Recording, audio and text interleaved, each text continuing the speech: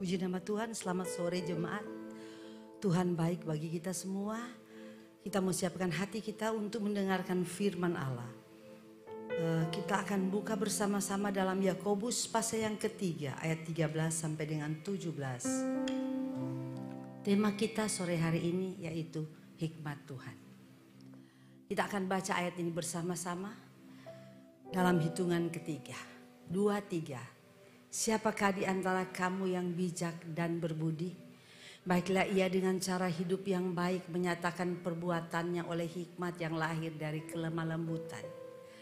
Jika kamu menaruh perasaan iri hati dan kamu mementingkan diri sendiri, janganlah kamu memegahkan diri dan janganlah berdosa melawan kebenaran. Ayat ke-15, itu bukan hikmat yang datang dari atas tetapi dari dunia, dari nafsu manusia, dari setan-setan. Ayat 16. Sebab itu di mana ada iri hati, kepentingan diri sendiri, dan di situ ada kekacauan dan segala macam perbuatan jahat.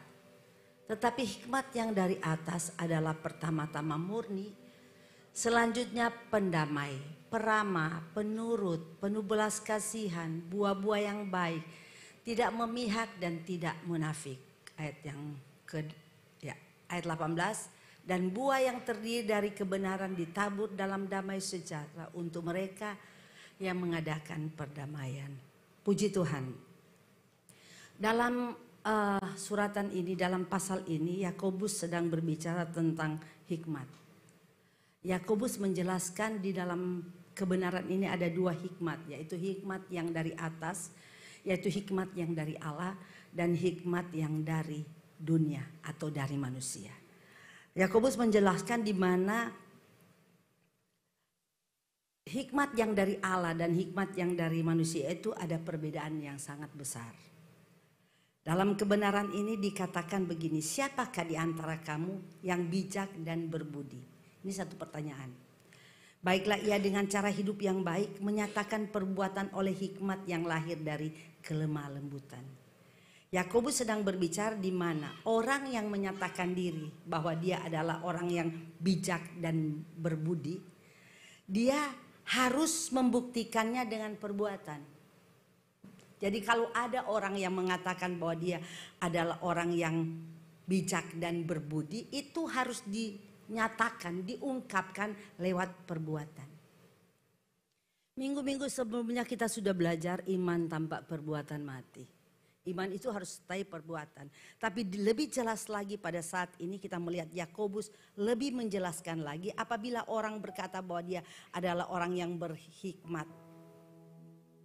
Dia harus menyatakan orang bijak dan berbudi, dia harus menyatakan itu melalui perbuatan. Bukan sekedar ucapan semata. Tetapi dia tunjukkan dengan cara hidup yang baik.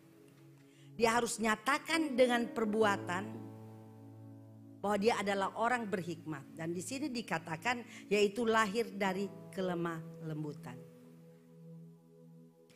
Sebab itu saudara, kalau saudara melihat firman Allah ini firman Allah yang luar biasa. Yang perlu kita tahu.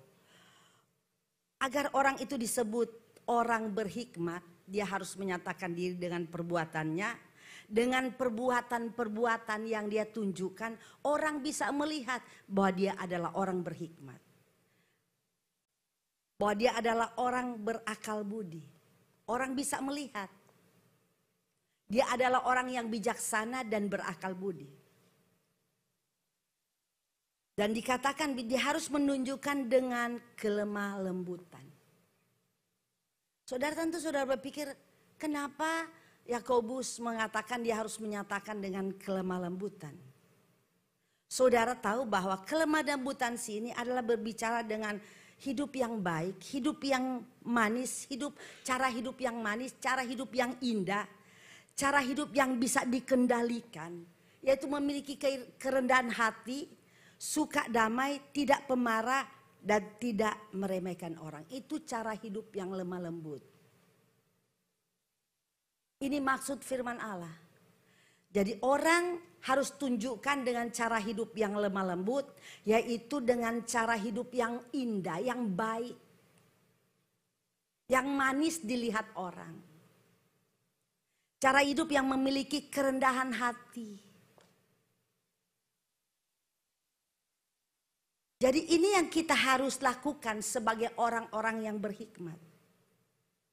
Sebab itu saudara, Yesus pernah berkata dalam Matius 11 ayat yang kedua, 11 ayat 29, saudara, bahwa pikulah kuk yang kupasang dan belajar kepadaku, karena aku lemah lembut dan rendah hati, dan jiwamu akan mendapat kelegaan. Saudara, sikap rendah hati ini adalah sikap yang dimiliki oleh Yesus. Dan sebagai orang percaya, sebagai anak Tuhan, dia harus memiliki sikap seperti ini. Harus memiliki cara hidup sama seperti Kristus, yaitu memiliki kerendahan hati. Sikap yang lemah lembut. Yang berbicara yaitu lemah lembut dan rendah hati. Sikap yang manis, sikap yang baik, yang bisa dilihat orang. Sikap dengan cara hidup yang sesuai dengan apa yang Allah inginkan, yaitu memiliki karakter sifat seperti Kristus. Itu orang berhikmat. Orang berhikmat itu adalah orang yang hidupnya dipimpin Roh. Orang berhikmat itu adalah orang yang melakukan firman Tuhan. Orang yang taat. Saudara, kalau saudara melihat dalam Galati 5 ayat 22, salah satu buah roh di sana adalah lemah lembut. Dan cara hidup yang seperti ini yang Tuhan inginkan bagi orang-orang percaya. Cara hidup yang seperti ini yang dapat dinikmati oleh orang, dapat memberkati orang, yaitu cara hidup yang lemah lembut dan punya kerendahan hati. Ini adalah cara hidup orang-orang berhikmat. Dan kita sedang berbicara saat ini adalah hikmat yang dari Allah. Ada dua, Yakobus menjelaskan ada dua hikmat. Hikmat dari Allah dan hikmat dari manusia. Dan salah satu hikmat yang harus kita miliki dalam hidup kita yaitu hikmat yang dari atas, yang dari Tuhan. Dan hikmat yang dari atas dijelaskan adalah hikmat yang orang itu memiliki cara hidup yang sama seperti Kristus. Kita sudah baca tadi bahwa Galatia 5 ayat 22 menjelaskan salah satu buah roh adalah lemah lembut. Artinya orang yang berhikmat adalah orang yang memiliki kehidupan yang menyenangkan. Orang yang berhikmat adalah orang yang memiliki kehidupan yang dapat memberkati orang lain. Dengan cara hidupnya orang bisa diberkati. Cara hidup yang manis. Cara hidup yang sesuai dengan Allah yang Allah mau. Yaitu cara hidup memuliakan Allah. Menjadi berkat untuk orang lain. Tindakan-tindakannya baik. Keputusan-keputusannya baik. Baik dia caranya berkata-kata itu selalu baik. Indah dan memberkati orang. Itu orang berhikmat. Semua yang dia lakukan itu menyenangkan. Dan selalu membawa damai. Itu orang yang berhikmat. Memiliki hikmat Kristus. Dan ini penting bagi kita sebagai anak-anak Tuhan. Saudara, hikmat ini penting bagi kita orang-orang percaya. Karena apa? Untuk kita menyenangkan Allah. Untuk kita berkenan di hadapan Tuhan.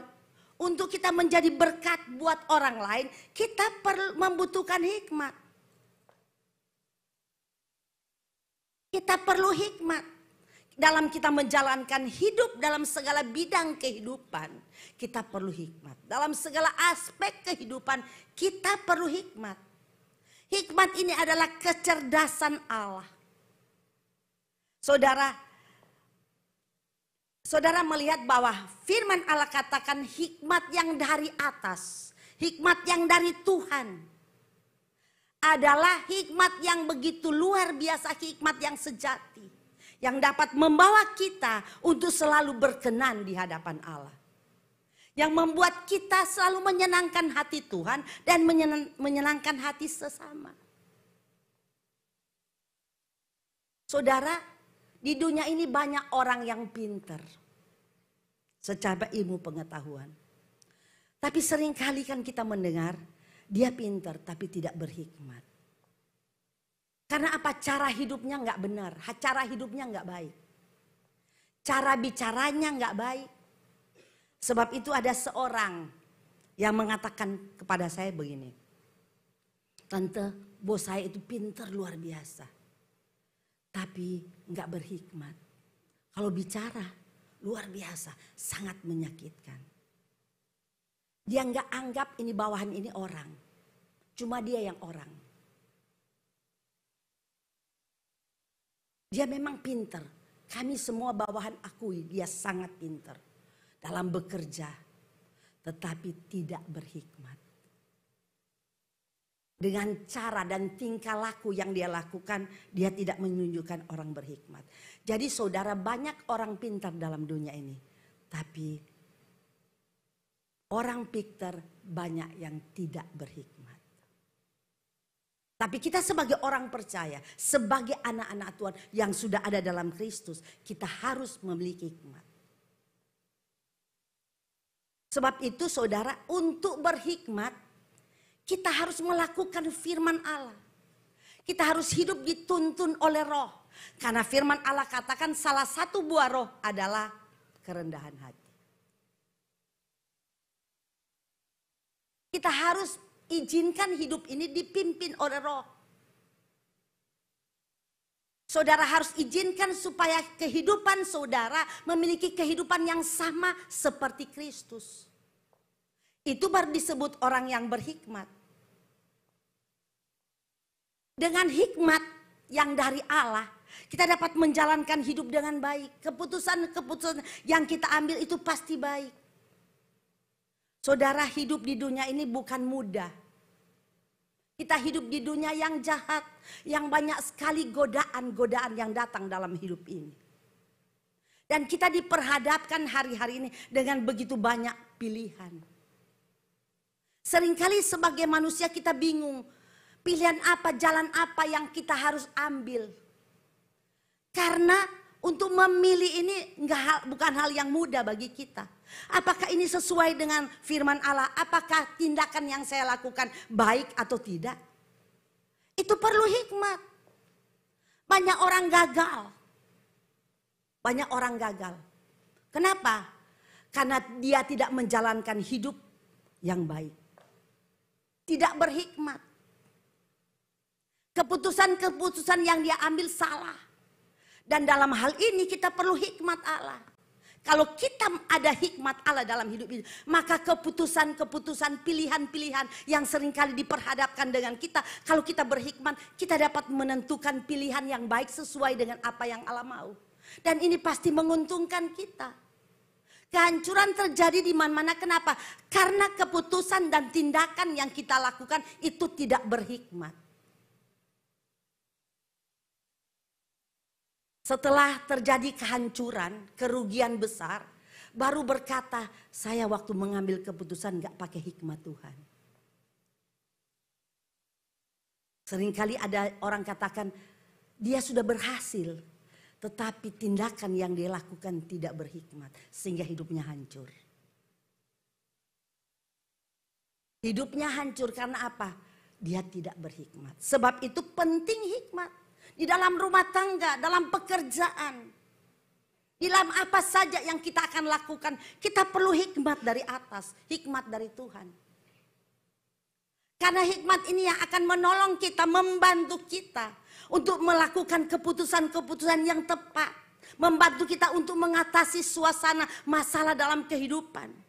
Dapat membantu kita mengatasi pergumulan hidup. Dapat membantu kita untuk bersikap benar. Melakukan tindakan-tindakan yang benar. Dapat membantu kita untuk mengambil keputusan yang tepat. Dapat kita mengambil keputusan yang sesuai dengan kehendak Allah. Itu perlu hikmat. Tanpa hikmat saudara, seringkali yang kita alami kegagalan, kehancuran hidup. Seringkali orang berpikir karena mungkin dia sudah pengalaman ahli. Sehingga dia berpikir tanpa hikmat dia perlu. Tapi saya mau katakan sepintar-pintarnya manusia, dia perlu hikmat Allah. Seringkali orang menganggap dia tuh hebat. Berapa banyak orang yang menganggap diri hebat tuh hancur hidupnya. Dia mengalami kehancuran hidup karena menganggap diri hebat. Dan saudara tahu, orang yang menganggap diri hebat itu adalah orang yang tidak berhikmat. Dan dia mungkin memakai hikmat dengan hikmat dunia, cara dunia. Yakobus menjelaskan ada dua hikmat, yaitu hikmat dari atas dan hikmat dari dunia. Saudara, dunia ini begitu menggoda kita. Pilihan-pilihan yang ada di depan kita ini begitu seringkali sulit kita membedakan. Sulit kita untuk mengambil keputusan. Tetapi anak Tuhan yang memiliki hikmat dari Allah, dia tahu keputusan, tindakan, apa yang dia harus lakukan, dia mengerti. Karena ada hikmat Tuhan. Sebab itu betapa bahagianya orang yang hidup dengan hikmat Allah. Betapa beruntungnya orang yang berjalan menurut hikmat Tuhan. Saudara akan melihat hal-hal yang luar biasa yang Tuhan akan lakukan kepada orang-orang yang berhikmat. Dia akan merasa hidupnya dipimpin Tuhan dan kehidupannya semakin indah di hadapan Allah. Karena dia menjalankan hidup, dia melakukan segala sesuatu dengan hikmat Allah. Dan Yakobus katakan bahwa dalam ayat 14 begini. Yakobus 3 ayat 14. Jika kamu menaruh perasaan iri hati dan kamu mementingkan diri sendiri, dan janganlah kamu memegahkan diri dan jangan berdusta melawan kebenaran. Saudara, hikmat dari dunia ini itu menghancurkan. Hikmat dari dunia ujung-ujungnya kacau. Ujung-ujungnya akan mengalami kehancuran. Karena di dalamnya itu adalah ada kepentingan diri. Ada keangkuhan hidup. Di dalamnya ada hal-hal yang tidak benar. Di dalamnya ada hal-hal yang tidak benar. Sedangkan yang Allah inginkan bagi kita, kita harus berjalan dalam kebenaran. Sebab itu jangan sekali-sekali saudara melakukan sesuatu memakai hikmat dunia. Banyak orang hari-hari ini licik, kerja tapi licik. Mencari keuntungan yang besar tapi merugikan orang lain. Dia berjalan memakai hikmat dunia, hikmat manusia. Dan firman Allah jelas bahwa hikmat yang dari dunia itu adalah berasal dari setan-setan. Jangan sekali-sekali saudara memberi hidupmu dipimpin oleh setan, oleh kuasa kegelapan. Dan orang yang hidup menurut hikmat dunia, dia mengizinkan hidupnya dipimpin oleh setan. Kelihatannya baik. Bisa aja dia berhasil. Sampai orang mungkin mengagumi dia. Tapi isinya itu dosa. Isinya itu tidak benar. Dan saudara tahu. Orang yang seperti itu tunggu waktunya. Tuhan tidak pernah membiarkan orang hidup dalam dosa. Orang hidup dalam hawa nafsu dan kedangingan. Tuhan gak pernah biarkan. Sebab itu sore hari ini. Kembali di firman Allah mengingatkan kita. Biarlah kita hanya berfokus kepada kebenaran. Lakukan segala sesuatu menurut firman. Sejak bulan Januari sampai hari ini. Kebenaran firman Allah begitu luar biasa. Kembali kita sudah dengar. Bagaimana cara hidup orang benar. Cara hidup yang seperti apa yang Allah mau bagi kita. Orang beriman. Kita diajar saudara untuk melakukan kebenaran. Kita diajar untuk bertumbuh di dalam Tuhan. Dengan kebenaran-kebenaran yang kita sudah dengar, kita bisa bertumbuh di dalam Dia. Sebab itu kalau tahun yang lalu kita punya tema, firman itu dasar hidup. Tahun ini sudah tidak lagi, tapi firman Allah katakan, firman itu kita harus menjadi pelaku firman. Orang yang menjadi pelaku firman adalah orang yang berhikmat. Sebab hikmat itu datangnya dari siapa? Dari Tuhan. hikmat yang benar itu datangnya dari Tuhan, bukan dari dunia. Hikmat dari dunia menghancurkan kita. Karena di situ ada kepentingan diri, di situ ada iri hati, di situ ada kekacauan, di situ ada kemunafikan. Isi hikmat dari dunia itu. Dan saudara tahu semua itu berlawanan dengan kebenaran. Semua itu tidak mendatangkan kebaikan bagi kita. Karena sumbernya dari apa? Dari setan. Amsal pasal 2 ayat 6 berkata, karena Tuhan yang memberi hikmat dan dari mulutnya datang pengetahuan dan kepandaian. Jadi yang memberi hikmat kepada kita itu Tuhan. Saudara bisa belajar, saudara sekolah tinggi, itu bagus, baik. Mungkin saudara sampai sekolah sampai S berapa, profesor, mungkin doktor. Nggak apa-apa, itu sangat baik. Tapi jangan saudara andalkan ilmu pengetahuanmu untuk menjalankan hidup. Saudara akan hancur dan gagal. Orang pintar yang berhikmat adalah orang yang luar biasa. Saudara mungkin sudah belajar banyak ilmu, pengetahuan. Saudara ahli di bidang-bidang tertentu karena saudara sudah sekolah. Tapi kalau pengetahuan yang saudara miliki itu, saudara minta hikmat Allah untuk menjalankan sesuai dengan hikmat Allah, saya katakan saudara adalah orang-orang yang berhasil dan berbahagia. Tapi jangan sama sekali saudara mulai pakai ilmu pengetahuan, hikmat saudara, hikmat dunia ini untuk menjalankan hidup. Saudara akan kecewa. Sebab itu Amsal pasal 9 ayat 10 berkata, permulaan hikmat adalah takut akan Tuhan. Dan mengenal yang maha kuasa adalah pengertian. Jadi permulaan hikmat itu takut akan Allah. Bagaimana kita dapat memiliki hikmat dari Tuhan? Saudara, untuk kita mendapatkan hikmat dari Tuhan, saudara, firman Allah katakan takut akan Tuhan. Kalau saudara berjalan sesuai dengan firman Allah, takut akan Allah, menghormati Dia, tunduk kepada firman, lakukan apa yang Dia inginkan, maka firman Allah katakan kita akan memilih hikmat dari Tuhan. Karena permulaan hikmat adalah takut akan Allah. Sebab itu saudara, penting saudara menyelidiki firman. Penting saudara merenungkan firman. Dan bukan hanya menyelidiki dan merenungkan firman, tapi terapkan firman dalam hidupmu.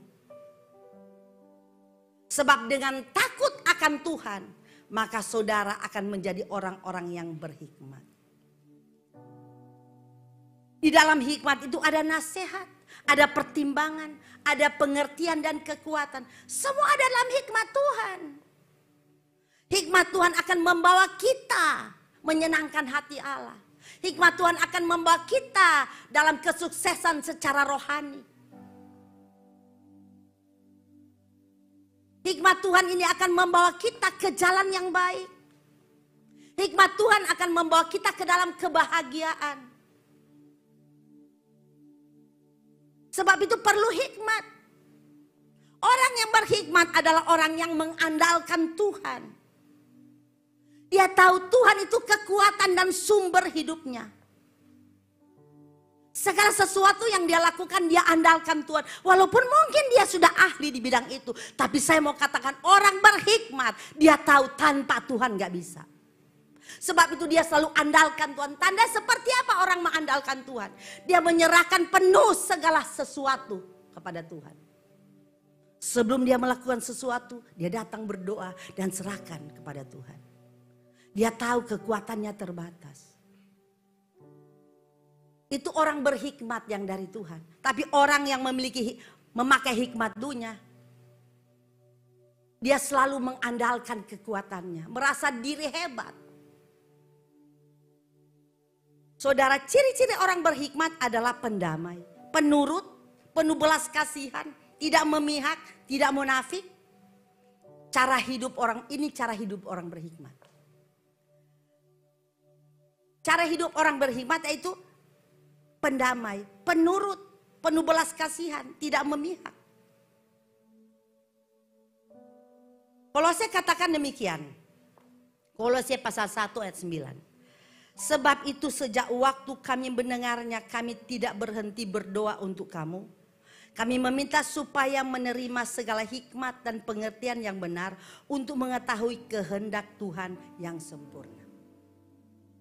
Jadi untuk kita mengerti kehendak Tuhan yang sempurna, kita harus minta hikmat. Bukan berarti saudara berhikmat segala sesuatu saudara tahu. Tidak. Jangan saudara pikir setelah kita minta hikmat Tuhan segala sesuatu kita tahu. Kita tidak mengerti, tapi Tuhan akan memberi kita pengertian. Kita dapat mengerti apa yang menjadi kehendak Tuhan. Kita bisa mengerti, mengetahui apa yang menjadi kehendak Tuhan yang sempurna kalau kita berhikmat. Salomo saudara tahu adalah seorang raja satu-satunya yang sangat berhasil. Kenapa dia berhasil? Pada waktu dia meminta sesuatu pada Tuhan, yang dia minta hikmat. Dia tidak meminta kekayaan, dia tidak meminta kejayaan, tapi yang dia minta hikmat. Karena dia tahu hikmat penting dalam memimpin satu bangsa, itu tidak mudah bagi Salomo.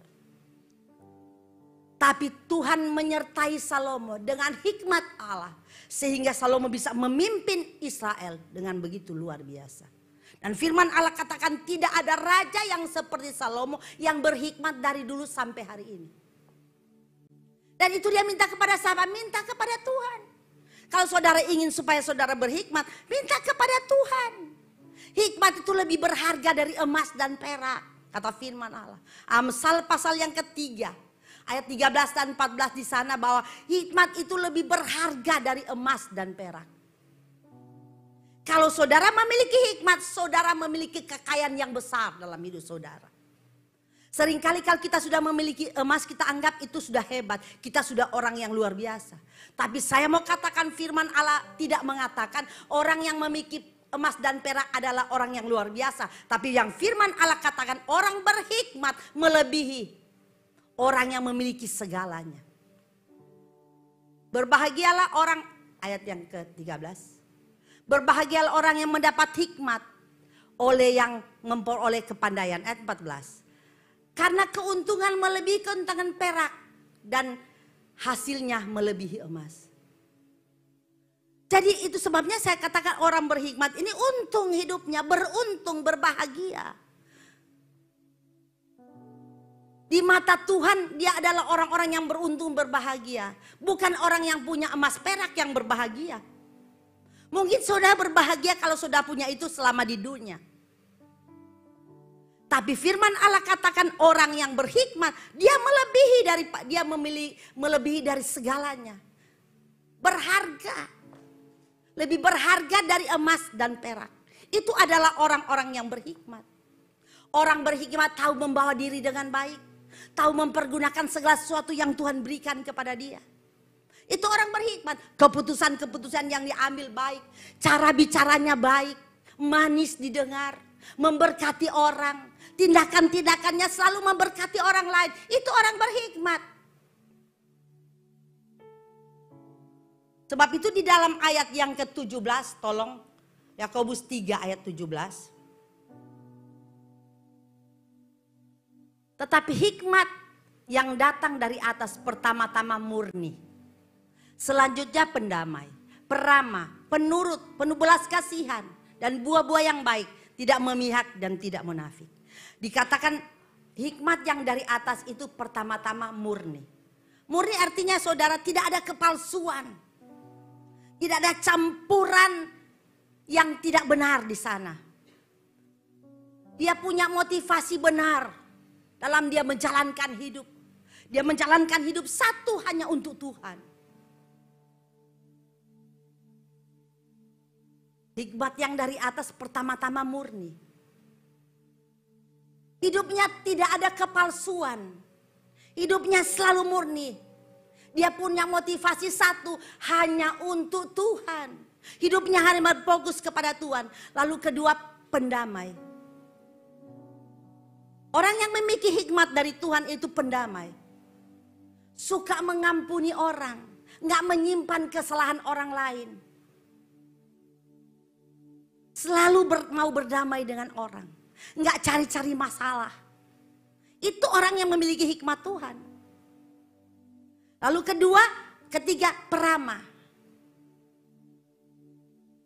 Dia penuh belas kasihan. Cocok dengan semua orang. Kehadiran dia selalu membawa berkat. Kehadiran dia selalu disukai orang. Karena ramah. Baik hati. Itu orang yang berhikmat dari Allah. Firman Allah katakan penurut. Tunduk kepada Tuhan. Tunduk kepada firman. Taat. Selalu hidup memuliakan Allah. Itu adalah orang yang penurut. Lalu penuh belas kasihan. Suka menolong orang. Nggak bisa lihat orang dalam kekurangan. Tergerak hatinya untuk menolong. Nggak bisa melihat orang susah. Tergerak hatinya untuk menolong. Dia nggak bisa tega melihat ada orang yang kekurangan yang ada di samping dia atau dia tahu. Dia selalu berusaha untuk menolong orang itu. Itu orang yang berhikmat. Penuh belas kasihan. Ini yang perlu ada pada kita. Orang-orang percaya. Sebab itu kita perlu hikmat. Kita nggak mungkin dapat melakukan semua ini tanpa hikmat Allah. Kita akan dapat lakukan itu dengan baik kalau kita memiliki Allah dan memiliki hikmat. Sebab itu dikatakan tidak memihak, hidupnya selalu adil. Segala keputusannya adil. Dia tahu mana benar, mana yang salah. Dia tidak pernah memihak, selalu melakukan hal yang adil dan benar dalam segala hal. Lalu dikatakan tidak munafik. Tidak munafik saudara. Hidupnya tidak pura-pura. Tidak bermuka dua. Apa adanya. Hidupnya tulus. Ini adalah orang-orang yang berhikmat. Sebab itu kita perlu sekali memiliki hikmat. Supaya apa? Kita berkenan di hadapan Tuhan. Hidup kita menyenangkan Tuhan. Dan pasti kalau orang hikmat, hidup menyenangkan Tuhan. Pasti dia menyenangkan juga sesama manusia. Tapi orang yang memiliki hikmat dunia. Saudara, orang yang memiliki hikmat dunia kan itu penuh dengan iri hati. Ambisi, egois. Hidup dalam kepahitan. Mementingkan diri sendiri, sombong. Isi hidupnya adalah ini. Nggak bisa lihat orang berhasil, sakit hati. Mulai mencari-cari bagaimana cara menjatuhkan orang itu. Bikin-bikin cerita, karang-karang cerita. Ingin menjatuhkan orang karena nggak bisa lihat orang berhasil.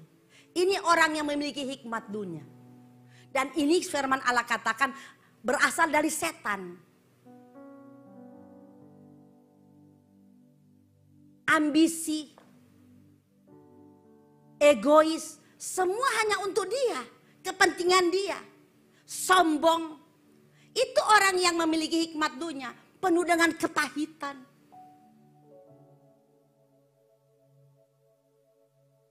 Tapi hikmat dunia ini hanya berpusat kepada diri, semua untuk aku, semua untuk aku, semua untuk diri sendiri. Itu orang yang memiliki hikmat dunia. Karena apa? Produknya setan. Setan yang mengendalikan hidup. Kata firman Allah, ini berasal dari setan. Kalau setan sudah mengendalikan hidup kita, sudah memimpin hidup kita, maka yang kita lakukan semua yang kita sudah baca tadi. Munafik, iri hati, egois, penuh kepahitan. Kalau setan yang menguasai hidup, sebab itu biar Roh Kudus yang menguasai hidup kita. Kalau kita dipimpin Roh, maka yang kita lakukan yaitu hal-hal yang baik. Yang menyenangkan orang lain. Yang dapat memberkati orang lain dengan cara hidup kita. Cara kita bicara, tindakan-tindakan. Apa saja yang kita lakukan. Pasti menyenangkan orang lain, pasti memberkati orang lain. Itu adalah orang yang memiliki hikmat dari Tuhan. Dan ini penting bagi kita jemaat. Harus hidup memiliki hikmat Tuhan. Hikmat yang dari atas. Hikmat yang dari Allah. Karena saya jamin, saya percaya kalau kita hidup menurut hikmat Allah, maka hidup kita selalu menyenangkan hati Allah, menyukakan hati Allah. Hidup kita berkenan kepada Allah. Dan orang yang seperti ini yang Allah cari hari-hari ini. Yang Allah inginkan. Sebab itu jemaat Tuhan yang ada sore hari ini. Mari saudara minta supaya Roh Kudus memenuhi kehidupan kita. Kalau Roh Kudus yang penuhi kehidupan kita, maka semua kebenaran itu akan ada dalam hidup kita. Maka hikmat Tuhan akan ada dalam hidup kita. Hikmat ini akan membawa kita dari hal kemuliaan sampai pada kemuliaan. Perlu hikmat. Saudara renungkan hari-hari ini. Saudara saat ini saudara menjalankan dengan hikmat apa? Hikmat dunia atau hikmat Tuhan? Orang yang menjalankan hidup dengan hikmat dunia, ujungnya pasti hancur. Tapi orang yang menjalankan hikmat Tuhan, hidupnya akan berbahagia. Hari ini besok sampai selama-lamanya. Sampai Tuhan datang dia akan bahagia. Sebab itu jemaat Tuhan hari-hari ini. Dunia ini jahat, kita perlu hikmat untuk menjalankan hidup. Tuhan memberkati kita semua.